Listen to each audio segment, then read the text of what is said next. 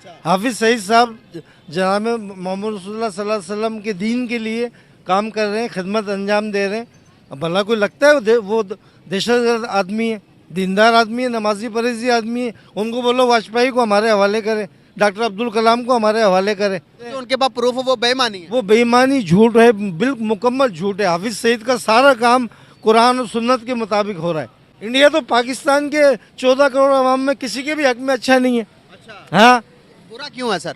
बुरा यूं है कि हम मुसलमान हैं, अल्हम्दुलिल्लाह, वो काफिर है। और मुस्लिम की और काफिर की लड़ाई तो जनाब मोहम्मद रसूलुल्लाह सल्लल्लाहु अलैहि वसल्लम के ज़माने से चली आ रही है। अभी पाकिस्तान से ज़्यादा हमारे मुसलमान इंडिया में बसते हैं।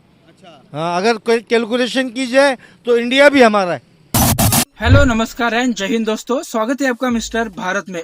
भारत ने पाकिस्तान से आतंकी हाफिज सईद को भारत के हवाले करने की मांग की है। इसके लिए भारत सरकार ने पाकिस्तान के विदेश मंत्रालय से मुंबई हमले का मास्टरमाइंड हाफिज सईद को हिंदुस्तान के हवाले करने को कहा है।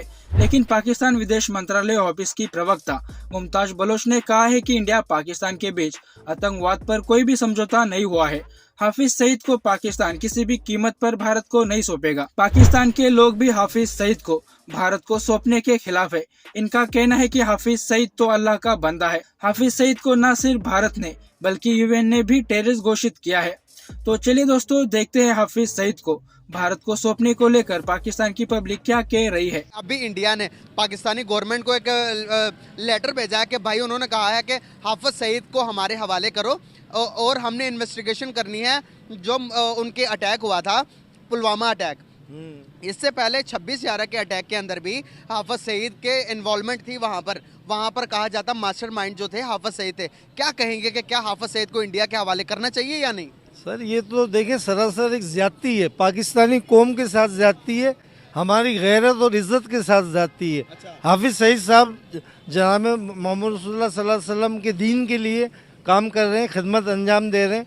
अब भला कोई लगता है वो दहशतगर्द आदमी है, दीनदार आदमी है, नमाजी परहेजी आदमी है। उनको बोलो वाजपेयी को हमारे हवाले करें, डॉक्टर अब्दुल कलाम को हमारे हवाले करें। हाफिज सईद मर गए हैं ना सर, वो तो फोत हो गए हैं। नहीं, फोत हो गए तो जो जिंदा है मौजूदा उनको हमारे हवाले कर दें। वो सर वो उन्होंने तो कुछ किया नहीं ना। अब्दुल कलाम ने तो उनके लिए एटम बम बनाया, हमारे लिए तो कोई नुकसान नहीं दिया। देखे ना, हाफिज सईद साहब ने भी इंडिया को कोई नुकसान नहीं दिया। ये गलत, ये 11 में उनके निशानात मिले हैं कि वो मास्टरमाइंड थे। सर निशाना तो आप मेरे बना दें, अभी 2 मिनट में मैं आपके बना दूं। वो इतने बड़े बड़े साइंसदान बैठे, तो उनके पास प्रूफ वो बेईमानी है। वो बेईमानी झूठ है, बिल्कुल मुकम्मल झूठ है। हाफिज सईद का सारा काम कुरान और सुन्नत के मुताबिक हो रहा है, सारा काम। हम कराची में बैठते हैं, देखते हैं, उनको मिलते हैं। कभी हमें तो उन्होंने नहीं कहा बम लो जाके इंडिया पे मार दो, कभी नहीं कहा हमें तो। हाफिज सईद को तो आप 1 मिनट के लिए साइड कर दें। इंडिया आपके हक में अच्छा है, मेरे हक में अच्छा है, इनके हक में अच्छा है। इंडिया तो पाकिस्तान के 14 करोड़ अवाम में किसी के भी हक में अच्छा नहीं है। हाँ, बुरा क्यों है सर? बुरा यूं है कि हम मुसलमान हैं, अल्हम्दुलिल्लाह, वो काफिर है।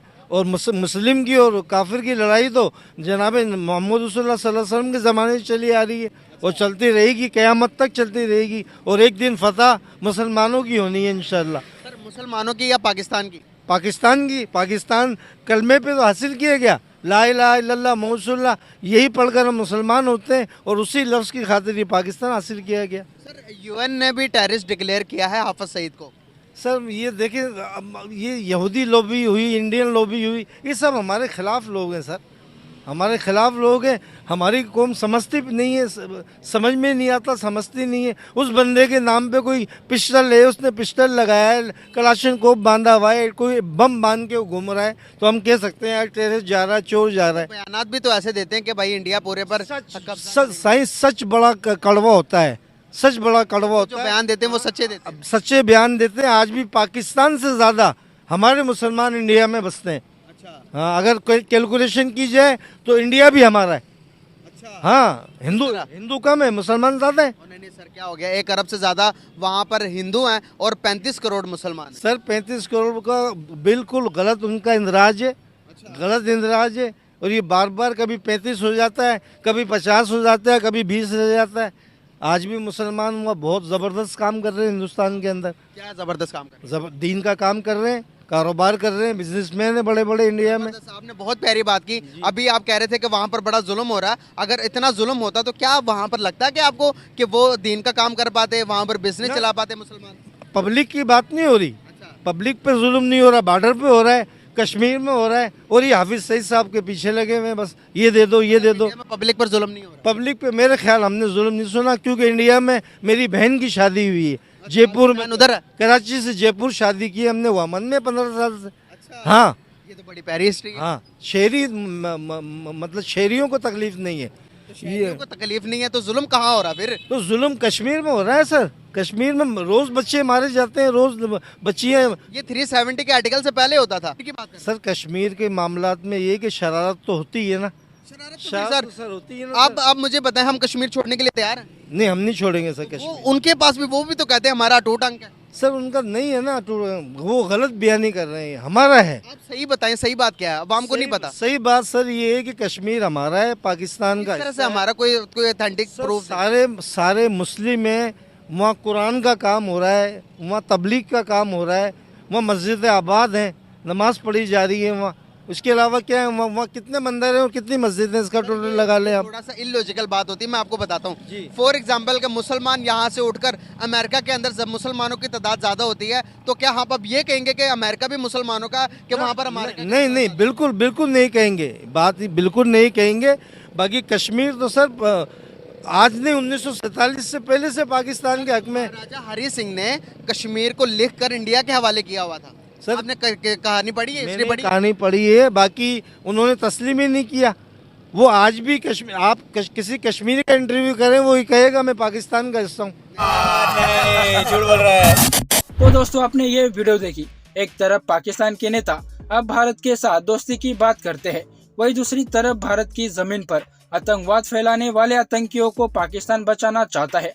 हाल ही में पाकिस्तान के पूर्व प्रधानमंत्री नवाज शरीफ ने कहा था कि हम अपने पड़ोसी देशों से दुश्मनी रखकर आगे नहीं बढ़ सकते और ना ही तरक्की कर सकते हैं। अब पाकिस्तान में इलेक्शन के बाद ये तय माना जा रहा है कि नवाज शरीफ ही पाकिस्तान के अगले प्रधानमंत्री बनेंगे। और जैसा कि नवाज शरीफ ने कहा है कि वो भारत के साथ अच्छे रिलेशन बनाना चाहते हैं, लेकिन भारत पाकिस्तान से तब तक अच्छे रिलेशन नहीं बनाएगा जब तक पाकिस्तान भारत की आतंकवाद पर हर शर्त नहीं मानेगा। लश्कर-ए-तैयबा का मुखिया आतंकी हाफिज सईद पर भारत की अदालतों में बहुत सारे मामले दर्ज है, लेकिन इसमें सबसे बड़ा मामला 26/11 मुंबई अटैक है, जिसमें 6 अमेरिकियों समेत 166 लोग मारे गए थे। हाफिज सईद को फॉलो करने वाले पाकिस्तान में बहुत सारे लोग हैं। इन लोगों को लगता है कि हाफिज सईद ने कोई भी गलत काम नहीं किया था, वो तो इस्लाम का काम कर रहा था। दूसरे देशों के मासूम लोगों को मारना इनके हिसाब से इस्लाम का काम है। आतंकवादियों को पाकिस्तान हमेशा से अपने यहाँ पर पनाह देता आया है। इस दुनिया का सबसे बड़ा आतंकी ओसामा बिन लादेन को भी पाकिस्तान ने अपने यहाँ पर छुपाया था, लेकिन अमेरिका ने ढूंढकर ओसामा बिन लादेन की कब्र पाकिस्तान में बना दी थी और पाकिस्तान को एक्सपोज किया था। तो दोस्तों पाकिस्तान कभी भी भारत का दोस्त नहीं था और ना ही कभी बन सकता है। पाकिस्तान बनने की बुनियाद ही नफरत है। ऐसा देश कभी भी भारत का दोस्त नहीं हो सकता। आपका इस वीडियो को लेकर क्या कहना है नीचे कमेंट बॉक्स में बताइए और ऐसे ही वीडियोस के लिए मिस्टर भारत को अभी सब्सक्राइब करें। मैं मिलता हूँ आपसे अगले वीडियो में, तब तक के लिए जय हिंद, जय भारत।